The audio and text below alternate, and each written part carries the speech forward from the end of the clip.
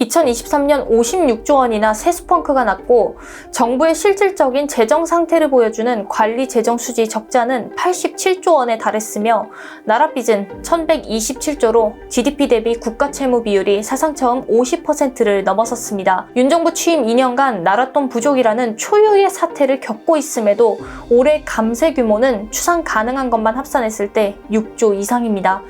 이런데도 지난 6월 16일 성태윤 대통령실 정책실장은 상속세 최고세율을 50%에서 30% 수준까지 인하하겠다고 했으며 종부세의 경우 사실상 폐지 수순까지 언급했습니다. 이런 부자감세 정책에 국힘과 수구 언론도 쌍수 들고 환영하면서 하루빨리 시행하라고 요구했습니다.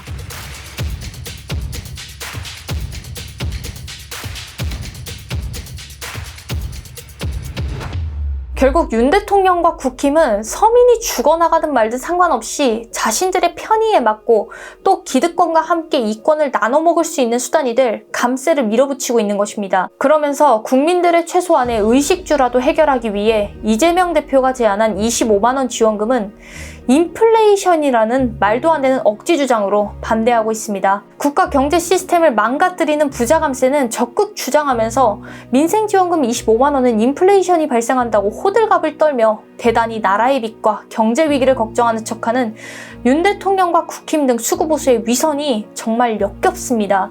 또 개인적으로 이런 무능, 무지, 무식한 윤 대통령을 보호한답시고 과거 독재 정권 시절처럼 조작 날조로 사기치는 정치검찰도 한심합니다. 수구보수가 감세하려는 상속세의 경우 법에 정해진 명목세율은 최대 50%까지라 높다고 할 수 있습니다. 하지만 여러 공제 및 조세 혜택 등으로 실제로 납부하는 실효세율을 보면 30% 안팎인데다 과세 표준을 기준으로 1억 원까지는 10%, 1억 원 초과 5억 원 미만은 20%의 세금을 매기는 등 누진세 방식이 적용되기에 한국의 상속세가 높은 편이라 보기 어렵습니다. 더욱이 상속세는 부자 중에 부자인 슈퍼부자들이 전체 상속세의 절반 가까이를 납부하고 있습니다. 실례로 지난 6월 20일 국세청에서 공개한 2023년 상속세 신고 현황에서는 상속인 18,282명 중 100억 원 넘게 상속받았다고 신고한 457명이 전체 신고세액의 48%인 3조 735억 원을 낸다고 했습니다.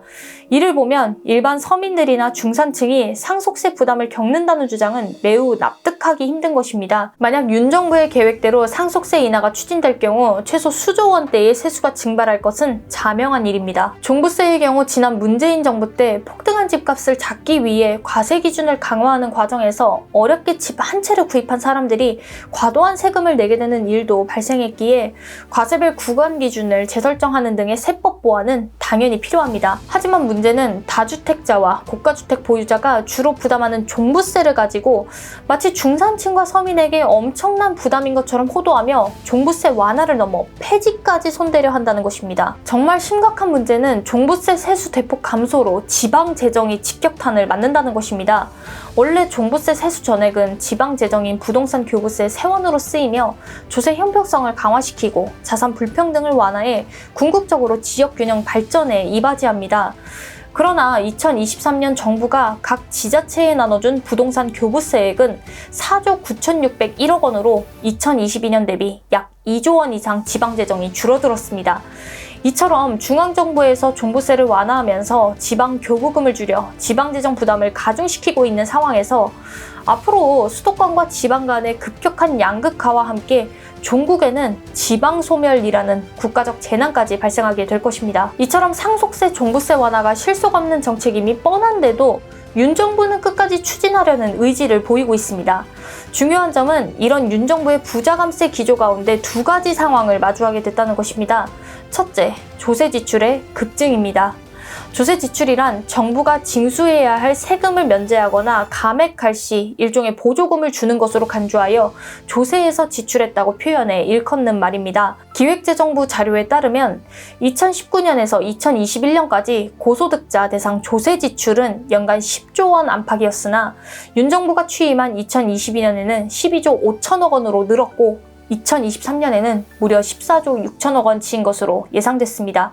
즉 정부가 대다수 서민이 낸 세금을 가지고 일부 고소득자에게 세금 감면 혜택을 주는 것입니다. 둘째, 대다수 서민들의 부담 증가입니다.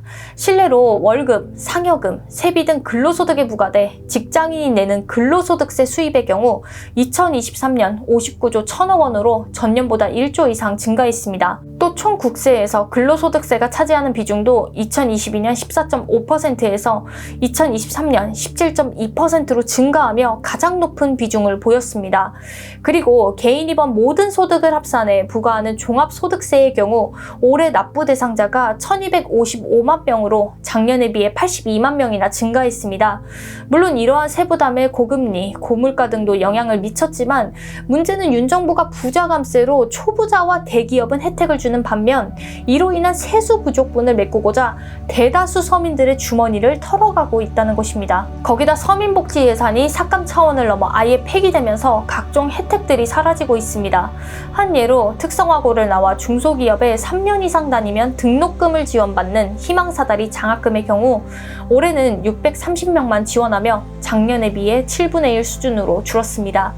심지어 아무런 사전 안내나 공지조차도 없어 기존의 지원 희망자들이 뒤통수를 맞았습니다.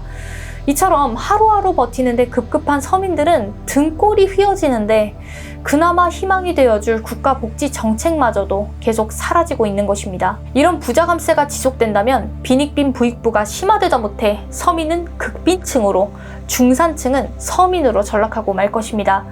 그러면서 소수 부자들이 감당해야 할 몫까지 서민들이 떠안다 못해 아예 주저앉으면 국가재정의 근간이 흔들리면서 결국 일본의 잃어버린 30년보다 더한 경제난을 겪게 될 것입니다. 이럴 경우 결국 부자들도 어려워지게 될 것입니다. 솔직히 서민들이 있기에 부자도 부자로서 존재하는 것 아닙니까?